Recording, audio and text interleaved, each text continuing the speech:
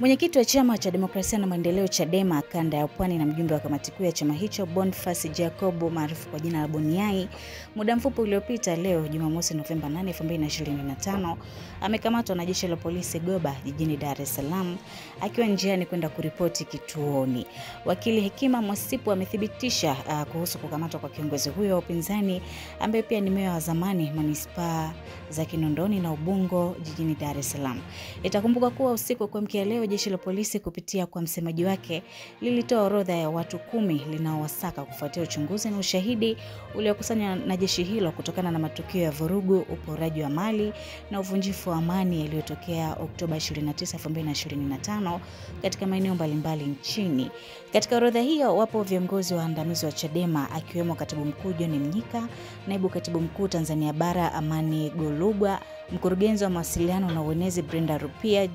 mjumbe wa kamati kuu Godbless Jonathan Lema, mwenyekiti wa Bavicha Taifa wakili Deogratus Mahinyila na mjumbe wa baraza kuu Hilda Newton. Wengine walioko kwenye orodha hiyo ni pamoja na naibu katibu mkuu wa kanisa la Ufufuo na Uzima ambaye Askofu Machumu Maximilian Kadutu maarufu kwa jina la Askofu Mwana Mapinduzi, na mkuu wa kanisa la Ufufuo na Uzima ambaye pia ni mjumbe wa halmashauri kuu ya CCM Taifa MNEC